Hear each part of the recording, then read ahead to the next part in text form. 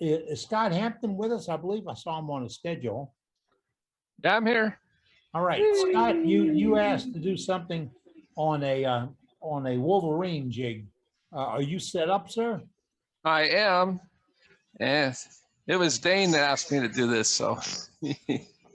Well, that's what Dane's supposed to do. He said everybody liked my last demo so much that he talked me into doing another one. So, and he wanted me to do one on sharpening. So here we go. Move your wallet to your side pocket. My wallet? Yeah. And the rest of the members too. Dane can't get to your wallet if it's in your side pocket. I always carry my wallet in my front pocket, so he can't ever get to it. Yeah, that's what he means. Well, now I spent some time in the Orient, so I learned a few tricks over there about that. All right, what's up, Scott? Tell us about the Wolverine. You're muted, Scott.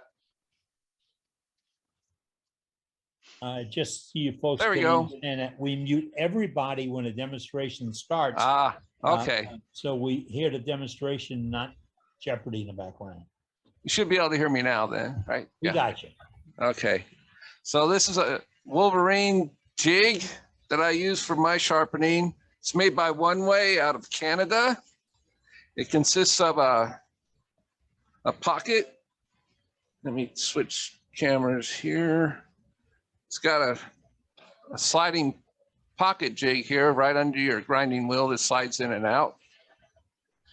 And that's used for basic bowl or bowl gouge shaping, spindle gouge shaping and such. But if you want the side grinds, this is what you need to do. So Wolverine jig, Vera grind, and it fits right in that pocket and allows you to twist your tool way over to the sides there. And I'll get to that in a minute. But first I want to talk about these. These are the different kinds of grinds you might end up with using this jig. Let's see if I can turn this so there's not so much glare. There we go. It worked right there. Works right there. Yeah, looks good. Okay, this first one is a big no-no. I kind of exaggerated this here, but it can happen where you get that nice curve on your bevel on when you're doing like a side grind, but then you end up with a sharp point at the nose. What that means is you're spending way too much time right in this area here, and you're not turning the tool enough to create a nice round shape on your nose. You're just kind of stopping right before that one spot. And so what happens is you're just grinding too much steel away right there. This is a little exaggerated.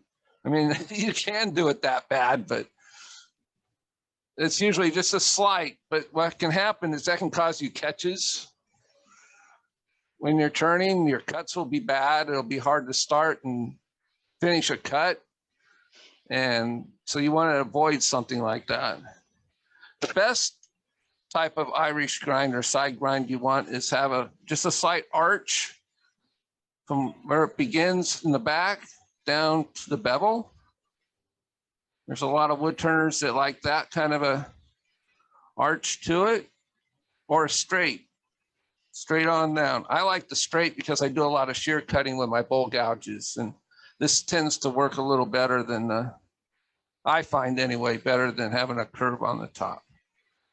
Now the bottom one, that happens to a lot of people just learning how to sharpen with a Wolverine jig because they're spending too much time on the side and not enough time on the nose of the tool. They just keep thinking they need to keep going back and forth. And what you'll end up doing is having a concave instead of a convex on top. And this, it's just kind of throws the whole idea of why you need a side grind or why you want to use a side grind to begin with, because it's just, you can't use a bowl gouge with an arch like that in the grind. Another, it'll cause catches again, just like this one will, but more so with this one.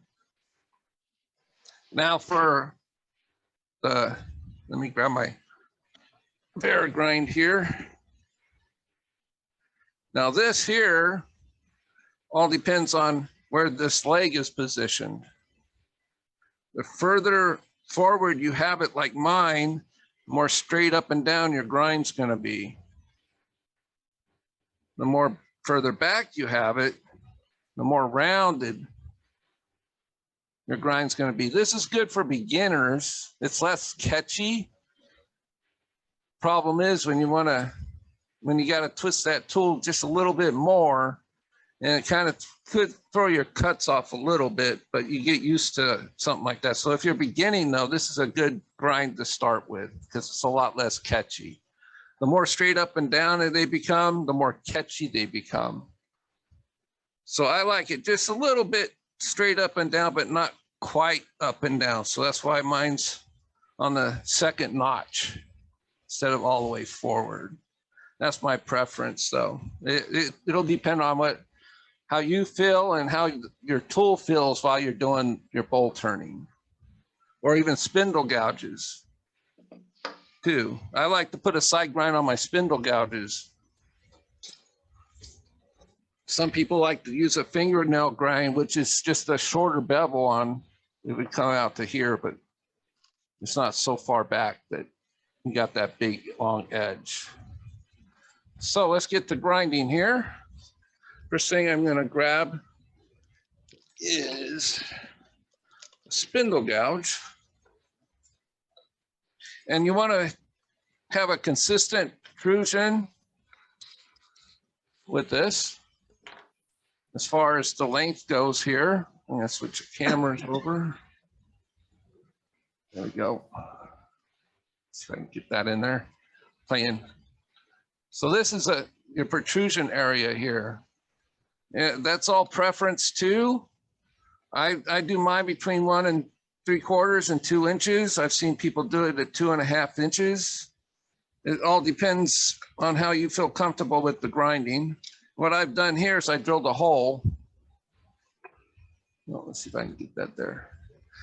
To the length I like with mine. And I can just drop my tool in when it's in the Burr grind there and just tighten it down. Using the brass knob there. And that way I make sure the protrusion is always the same. It makes setting the V-arm up a lot easier. So it allows you to just keep the V-arm in the same position. And what you want to do is you just want to bend down here, take a look. If you got a light, turn on your light. Make sure there's no light coming in between your grinders here, or your bevel and your wheel, by moving the V-arm back and forth. It's probably a little glary, so I'm going to turn that back off. And you just don't turn on your grinder. All you have to do is just do a really quick spin and take a look and see if it matches. It'll be shiny on the bottom if you have the Burr grind pushed too far ahead. Or if it's shiny at the tip, it means your Burr grind is too far back. So you just want to you can just give it a little tap just like that before you tighten it down to get it right where you want it. Tighten it down really well. You don't want this thing sliding in and out while you're grinding. Just do one more quick spin just to make sure you're right where you want to be. And one thing I also want to mention is this V pocket, that is what creates your bevel. Okay, it's not the Burr grind itself, this part. This part's for the Irish grind. What sets your bevel is how far or how forward you have your pocket here. If I moved it forward, I would have a much sharper bevel. If I move it back, it's a more blunter bevel. So I'm just going to move this camera up. Oh, get that a little bit better in there. There we go. That's better. So you can just swing it. And what we're going to do is we're just going to swing this back and forth nice and easy. I'm going to go to, let's see if I can get there. There we go. We got two views there now. Side view and a top view there. So you want to use a slow speed grinder. I have a 600 grit CBN wheel. I just recently bought these. I've been using ceramics for a little over 20 years, and I just got these last month. I've been using ceramic wheels. They work great. If that's what you have and you're happy with it, by all means, keep using them. There's absolutely no reason you need to switch over to these. A lot of people say, oh, it's great. That's what you need to have.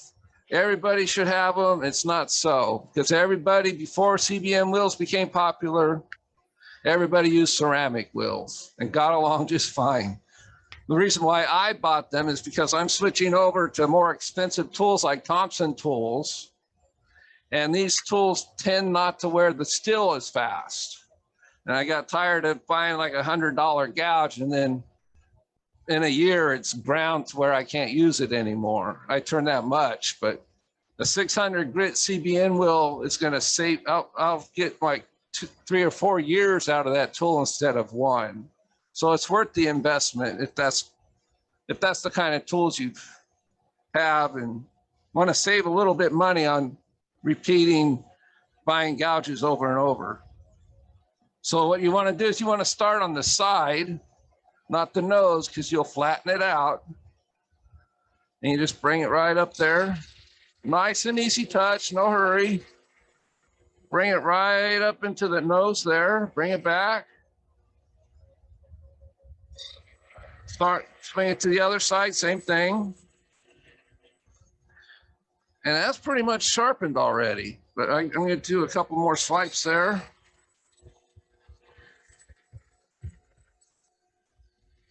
It looks like my B-arm might have been just a little bit out. So I'm just going to give it a little tap here.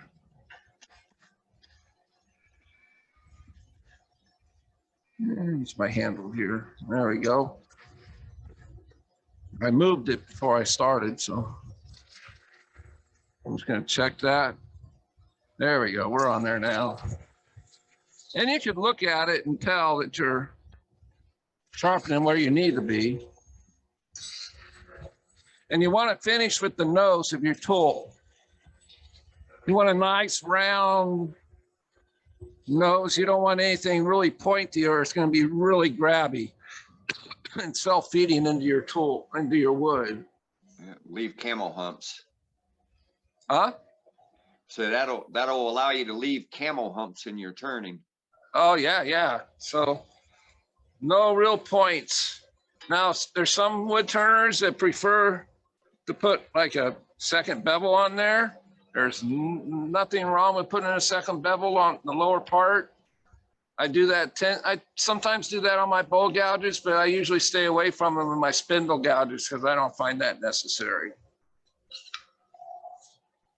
So I'm going to grab my larger bowl gouge here. Now this is my Thompson tool. It's out of its handle. I find that if you can take it out of the handle to do your sharpening, I have quick release handles, so it makes it much more easy to sharpen your tools without that big old handle in the way. So I'm just going to set it back in that piece of wood there. Tighten it down really well. And I'm just going to bring it up just slightly just to see where I'm at. Okay, so I'm a little bit back. I'm a little bit too forward for it. So I just tap the V groove a little bit more. I'm still seeing a little bit of light. There. Wow, that's way out. There we go, I got it. And the same thing, just a real simple, see where we're at, still a little too forward.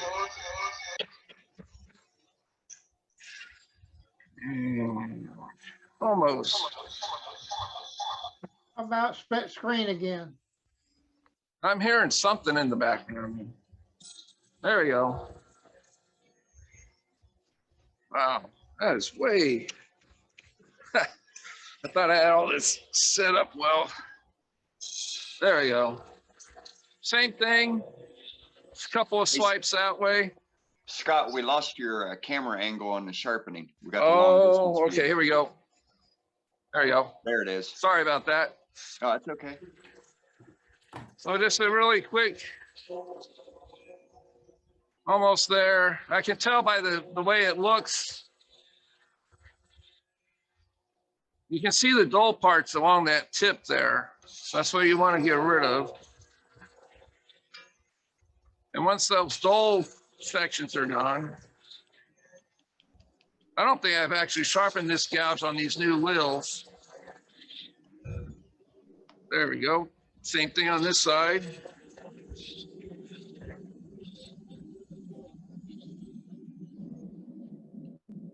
It's there.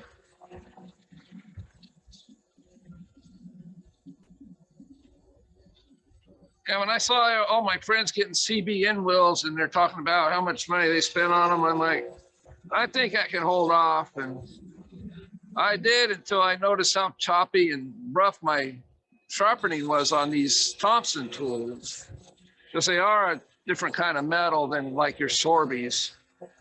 And see, you know, the regular H2 high-speed steels. And I like a nice round nose on mine, as you can see there. But that's about all there is to doing the side grind with one of these. And anybody have any questions before I move on to another kind of tool?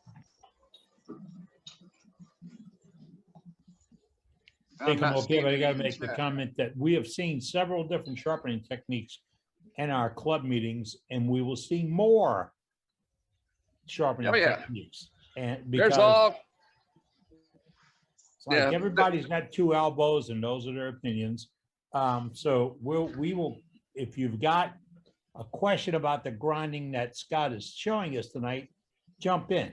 If you have some suggestions for other types of grinding, jump on board and let Dane know, and we'll do a demo with you. Absolutely. Yeah.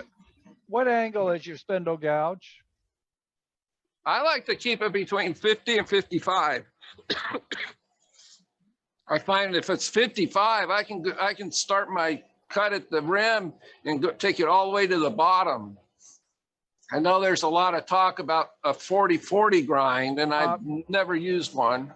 Let's back up. I said spindle gouge, not bowl gouge. It's 50. 50 on your spindle gouge? Okay. Yep. I have no problem with that. And it helps with me with my setups, because I don't have to keep changing my bear grind settings and things like that. So it works for me. I know a lot of people use spindle gouges with 45s and 40s. Now for my detail gouges, I'll put a sharper bevel on it. I'll go to like 40. Some of them are even 35. But I'll grab one of those in a moment. I'm going to finish up with this small bowl gouge. This has basically a traditional grind on it. Let me see if I can get overhead view there. There it is. Yep. This does not have a swept back grind like most common bowl gouges. I like this kind for doing the bottom of bowls. That's what this kind of grind is really good at doing. It takes out tool marks and things, but when you're doing this one, you got to make sure you're not gonna, when you grind something like this with the pocket and the handle this far back, make sure you don't bring your tool below the center line of your wheel. Right here. That's the no-no line. Anything below that, it's going to pull that tool down and really cause you a lot of problems. And if you got ceramic wheels, it can blow up your ceramic wheel just like nobody's business. So I'm just going to check the grind on this, see where I'm at. I need to back it up just the V grind down just a little bit back. And I don't see any light going through it. So this is just basically just twisting the tool back and forth. Just a couple of turns like this.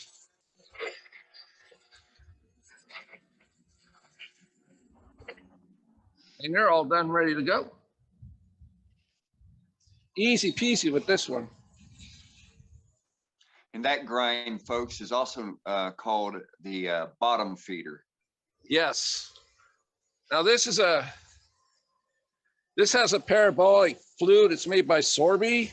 Most bottom feeders are U-shaped. The flute is more of a U-shape, like in the,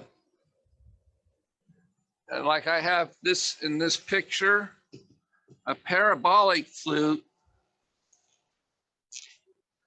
has a shape more like, has a more pointed in like that. And then you've got V grooves or V gouges that are even more, they're more of a straight up and down with a round bottom like that. Parabolic flutes, you got the best of both worlds, and they're easy, very easy to sharpen. But depending on the kind of bowls you're doing, I mean, a U-shaped gouge is great, but it's getting the cuts started at the rim. That's the most difficult part. If you can get past that, then they cut beautifully all the way to the bottom of a bowl. Some people use 3 different bowl gouges just to finish the bowl on the inside. They start with the Irish or side grind that's like 40 degrees. Then they get another one that's like 50 degrees, and then they finish with a bottom feeder gouge that has a 60-degree bevel on it. But I find with between 50 and 55, I can go from start to bit to the bottom with really hardly any problems. And that's just my method. That's the way I like to do things. It's not set in stone or anything, but if you guys are interested in, trying different grinds and things, I would start with a 50 and see how you like it. I know a 40-40 it's got a learning curve to it. It's my understanding, and I'm too set in my ways to go chasing after something and almost starting from the beginning again with practice. So, why change the grind that you turn with and you're happy with? That's right. Just learn how to improve the edge. My saying is, I don't want to be throwing it on the floor. Just like you say, I don't want to be throwing it. That CBN slices it off without heating it up. Oh yeah, it's great. It doesn't heat up the tools like a CB or a ceramic wheel. You don't have to dress ceramic or these wheels like you do a ceramic wheel. Ceramic wheels, you're always having to clean and dress them, and they throw particles all over your shop that are not healthy for you. All you'll get is you'll get some metal powder off your tools with this, but with a combination of metal powder and that ceramic that comes off while you're cutting, because those wheels are made to break down while you are sharpening. So it's always has a fresh edge. It's just nasty stuff that you shouldn't be breathing in. If you're using a ceramic wheel, I recommend using a filter while you do it, at the very least, some sort of face mask filter. And always clean it up. You don't want all those particles from the ceramic wheels all over your shop or around your grinder or anything like that. And don't blow it off with your air hose. Let me add one other thing with the ceramic wheels. Make sure you have something over. If you're wearing glasses, make sure you put safety glasses over them, because it will throw little small sand particles out there and scratch the hell out of your glasses. Yeah. Sounds like you know that from experience, Trey. I read about it in a book. You read about I it? did too. I have the book that explains that. Yeah. AEW's got a thread on it. Hey, Scott, you Yeah. said you had a 600 grit on that you're using right now. What grit's on the other side? 180. Oh, okay, good. Thank you. One you shape with, one you sharpen with. Right, this 180, you'll get a heck of an edge with this, but it does eat up the metal just like a ceramic will to a point. So I like to just use this for shaping. I just touching up my tools, I go to the 600. If I need to reshape something or maybe change the bevel on my detail gouge, make it a little sharper, I'll reshape it on the 180, and then I'll come back to the 600 and do the final sharpening. And it leaves what they call a nasty edge. So I'm gonna pull this jig out in a second and show you guys, but I'm gonna do a skew chisel real quick. Can you flip your camera? Yep. And I think I'm a little not far back enough. I should probably do it. I'm just testing how it's touching the bevel there. Another good thing about the CBM wheels is they don't shrink. Yep. When you use ceramic wheels, they do shrink. So you're using the V-arm to sharpen your skew? No, I'm going to show you what I'm using in a second here. Okay. There we go. Bring it up just a hair. It's a little touchy. I need to fix my lock on here is actually extra tight. That could be a bad thing, but all right, there we go. So this is a skew chisel, and they have a little jig that goes into the V-arm here. I'm going to show you that, guys, in a minute. And it holds the tool at an angle, and all you have to do is set the bevel. You do one side, it's a little out, but you know, hone it in a little while anyway. And you bring it out to the other side. And it's pretty much done. All I gotta do is take my leather hone and I'll just swipe it a few times. It'll be razor sharp. So what the jig I used is, it's called the Wolverine makes it. It's just called the Skew Jig. And it sits right down in the pocket. It's got a little tightening knob there. And it's the same concept. It's got pockets on both sides. One pocket for one side of the skew. You flip the skew over to make sure that this part is facing straight across your wheel. It's like this. And when you bring it to the other pocket, you just flip the tool over and do the same thing. It's pretty handy. Yeah, I Really- got that attachment, but I never got the hang of using it. I always found the platform. Oh yeah, easier. yeah. Platforms are great. I'm going to go to that next. So I'm going to pull this V arm out, put a platform in. I use my platform for doing scrapers, roughing gouges, Yep. anything that has like a flat type of metal, just like the skew. Now just be careful when you slide this in. You don't want it to go into the CBN wheel, or any wheel for that matter.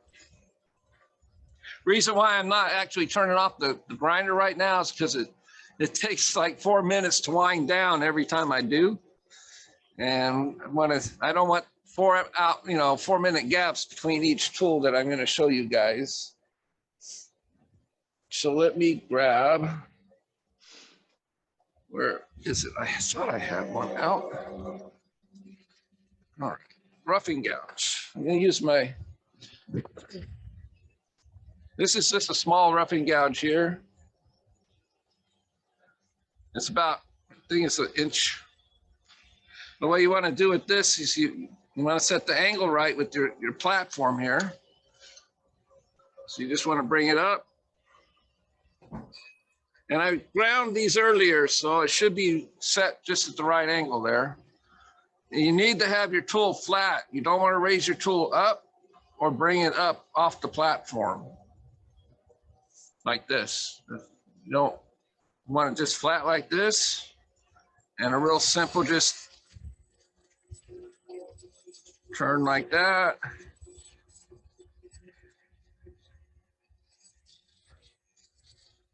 Just a couple of swipes and you should be able to be good to go. Oh yeah, that one's really sharp now. Same thing with the large ones. Here's my large one. This is 1.25 inch roughing gouge. Let's bring it up.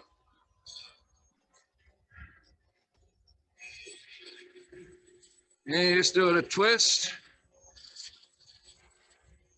And right now, I have no idea. I know it's an angle I like, so I'm going to check the angle of my grind on here.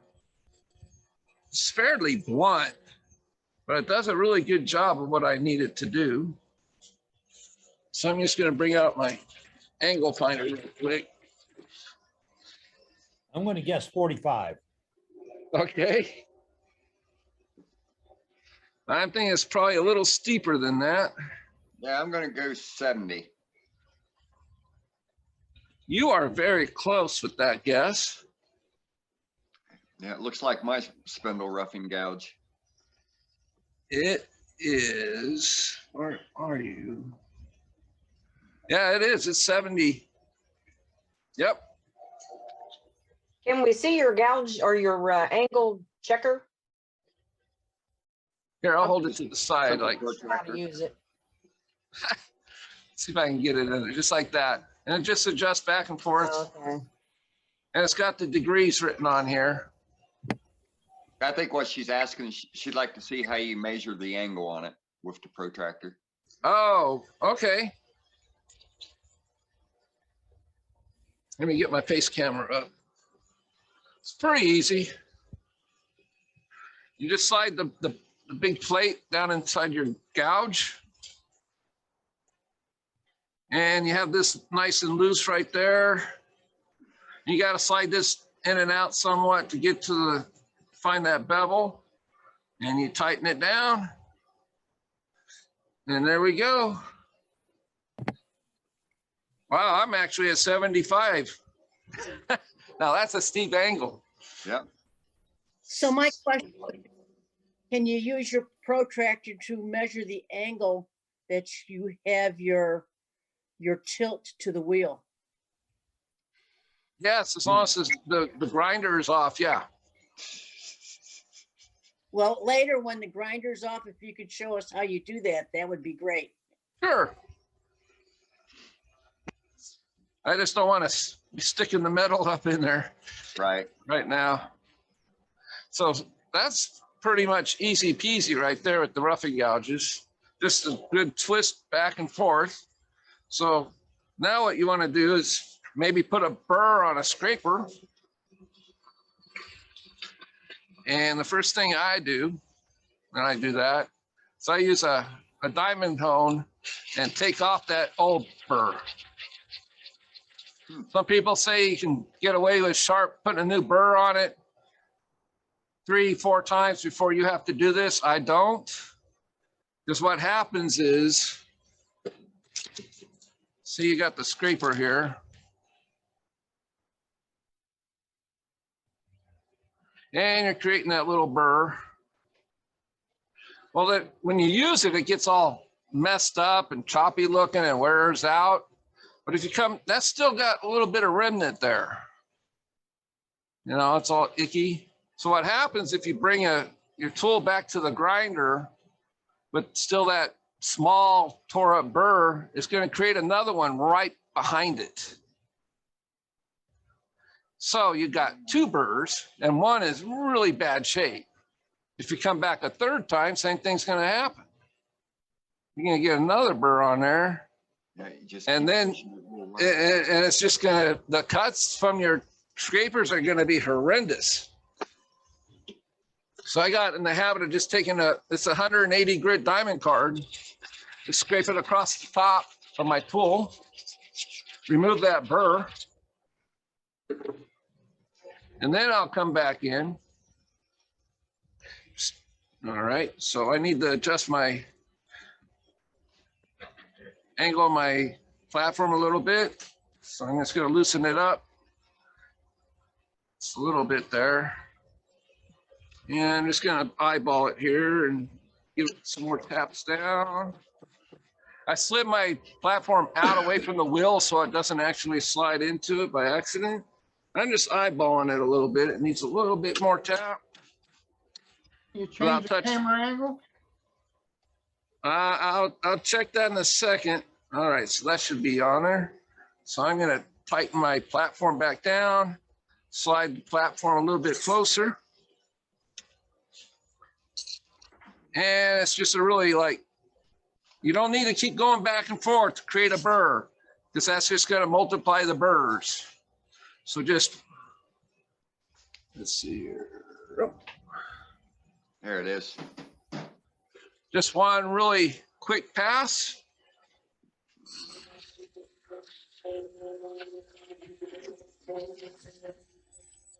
That's all you need. And I can feel that burr on there. That's putting the burr on the top? Yeah. Yeah. I've seen wood turners, they turn their scrapers upside down when they do this to put their burrs on. That's not necessary. In fact, it's kind of dangerous because you're bringing your tool in on a slope. It's not the smartest thing to be doing with these. Yeah, don't put your burrs on with your tool, with your platform on an angle down like this. It can be dangerous. Yeah, just one quick swipe and it's done. She's ready to go for another spin.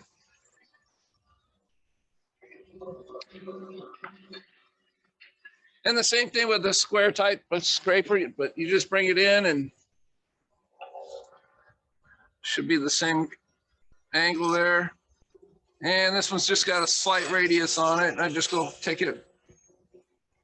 It's still out just a little bit. I'm going to do the same thing. Just going to scrape that old burr off.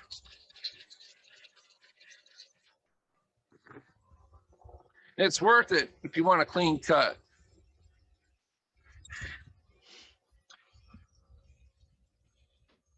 And I just need to tap this down a little bit. And we're ready to go.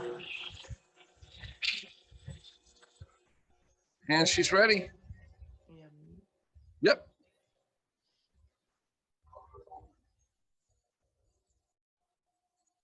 Now this is a fun tool that I'm sure you guys might be interested in seeing.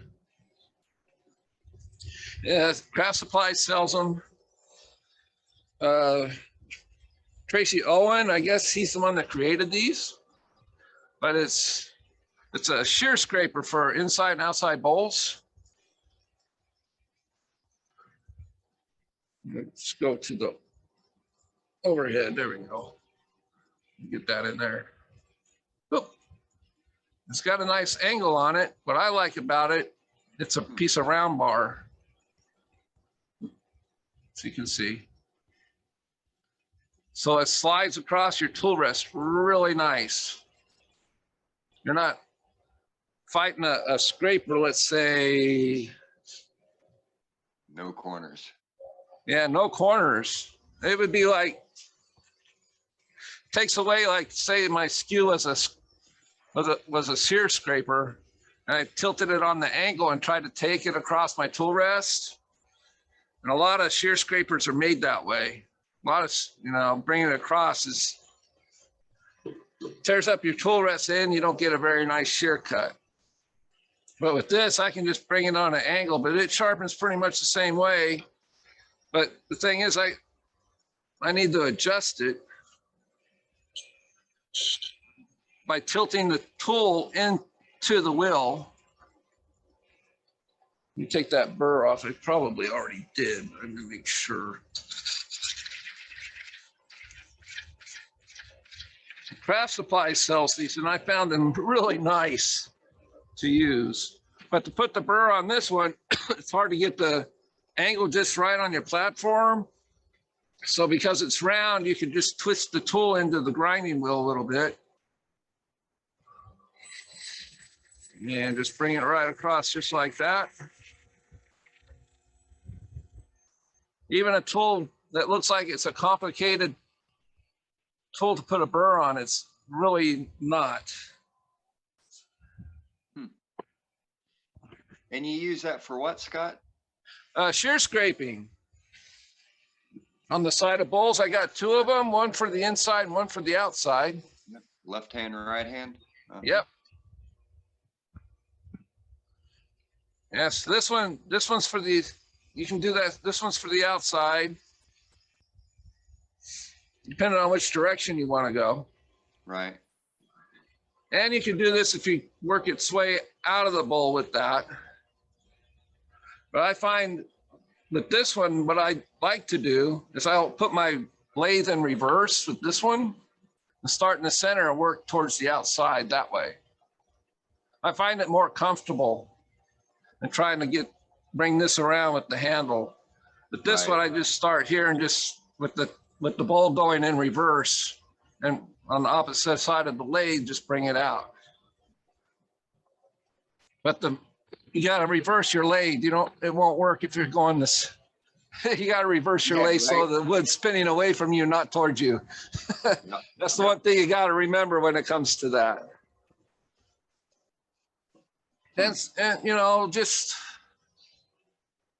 same thing with a parting tool. I just use the platform. I'm going to change the angle a little bit here. Bring it up a little closer. I'll put my parting tool just on the edge of the platform right here and just touch it. Just bring it up to where I need it. And my parting tool's getting a little short for this. But you can actually do this with the pocket. If you got the Wolverine pocket thing that moves in and out, you can do the same thing.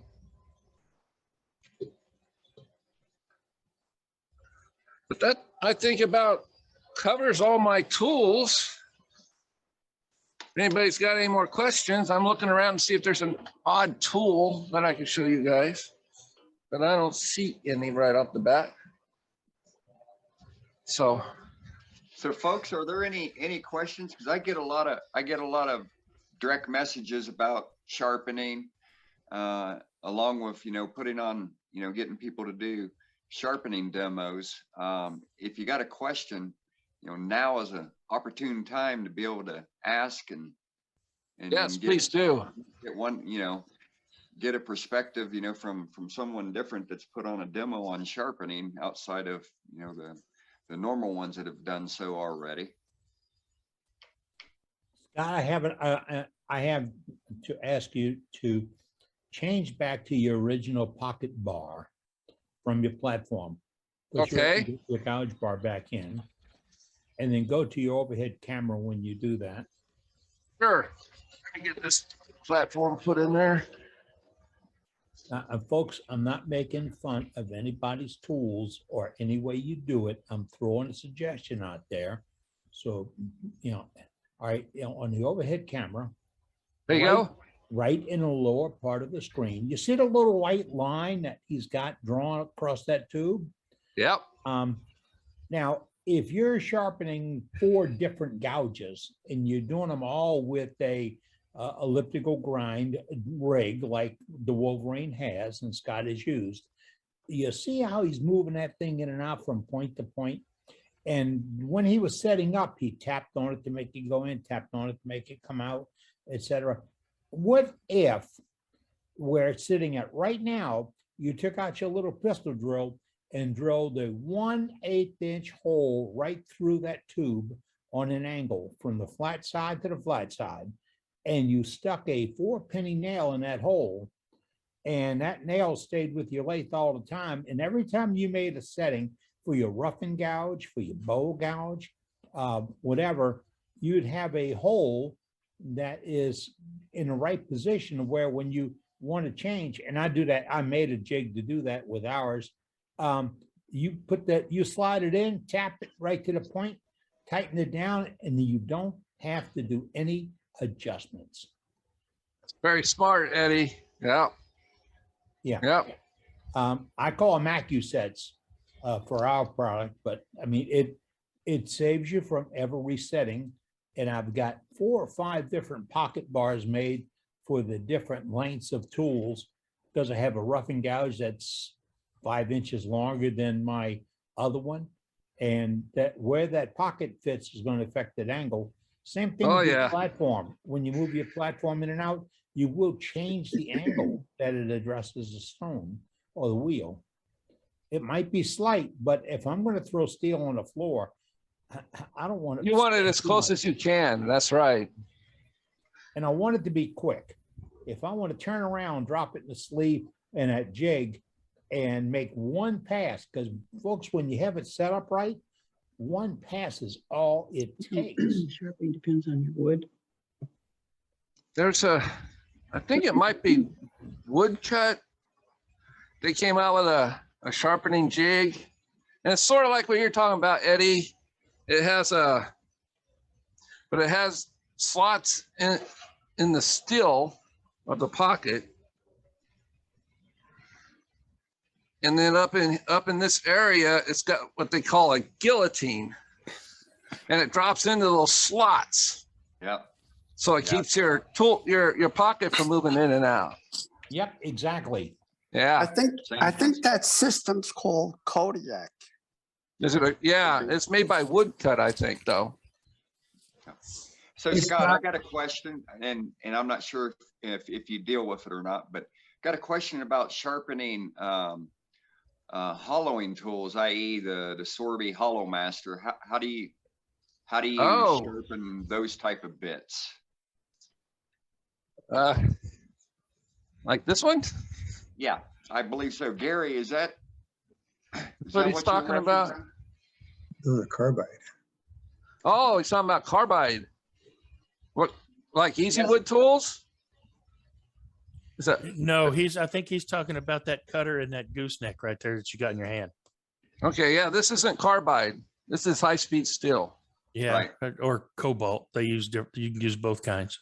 Yeah, but it's not carbide, so it can be sharpened on CBN or ceramic wheels. Okay, let me move my camera real quick. I'm gonna switch over the face camera so I don't get you guys all dizzy by all this. If I can get this in there, I'm gonna move it over to my other wheel. Let me see if I got that in there. A little to your right. Yeah. There you go. Okay, so if you can see the side of this wheel, it's got a curve on it. Yep. So let me get my platform out. Now I don't even, they sell little holders for these things to save your fingers or whatnot. But I like, lock that in there. Let me grab that big old tool here. And this is where this part comes in really nice.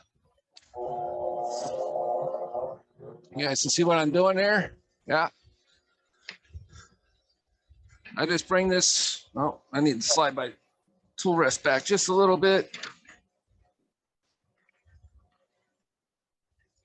See, this is the part that I'm trying to avoid hitting my platform, is the holding part right there. So that curve part, you just bring it up like this. And you're done. And you were riding on the flat so it won't twist. That's right. On the flat side of this tool. And I just slide it across there just like that. And if you got one going the other way, you just use the other side of the wheel. And those Pretty easy, but that 180 grit's going to put a little shark teeth on that cutter, but you're hollowing with it. So. Oh yeah, it'll leave a nice burr for hollowing. That's what you're looking for. Yep. Yeah, it's not overly aggressive. That's why I got a 180, because they do have like lower grits like 80, but man, those things will eat through the steel like crazy. But that's if you're like a production tool maker. So that's what Cindy Droza uses when she roughs her tools. You know, when she starts making them, she uses the 80, then she moves to 180. She's got a huge sharpening area in her shop. And then she moves to 350, I believe, and then 600. That's before she sends out her tools to her customers. But she uses the 80 just to get, you know, down into the rough bare of the wood or the tool of the metal to get the shape right. But 180, it'll leave one heck of a bevel as it is. It'll leave your tools nice and sharp. It'll put a nice burr on those little tiny tools. Yeah, it's a good method. I made a little jig holder to hold mine. Yeah, they sell those too. Right. But those are more for putting on the platform and then you can turn them. Yeah. Yep.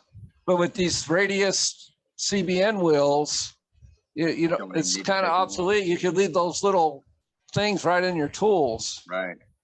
And just use that little radius right there, and it puts a nice burr right on them. Yep, that's handy. So another question, now that the grinder is coasting, to be able to use the protractor to identify the angle, I believe. Oh, right. Okay. This thing's got to come to a stop. So I'm going to grab my block of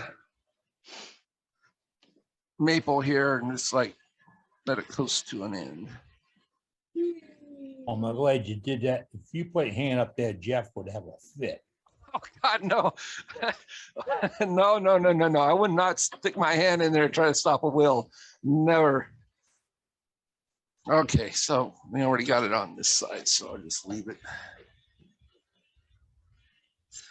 Let's see. Okay. It's all right. We call him Stubby then, right? Yeah, we'll call him Stubby. See if I can get my other wheel in here. Back it up, you out a little bit. There we go.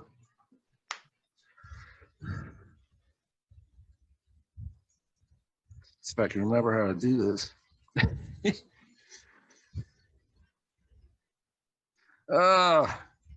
Give me a second to get this right. No. There's a way to do this, and I'm trying to remember. Right. It's just got. I can't remember how it goes on the platform. I'm sorry. Well, I'm not going to steal any of your fire here, but Sue, you're asking how to get that set up and probably how to get it continuously. Well, how do I do it now? Let me show you what I do now. All right. I have those Raptor sets. And each one's got a different degree on it. I have the Raptors too, and I love them, but they only go down so far. And if I want a 20 degree, how am I going to measure that? And I have a protractor, but I don't know how to use the protractor to measure 20 degrees from the platform. No.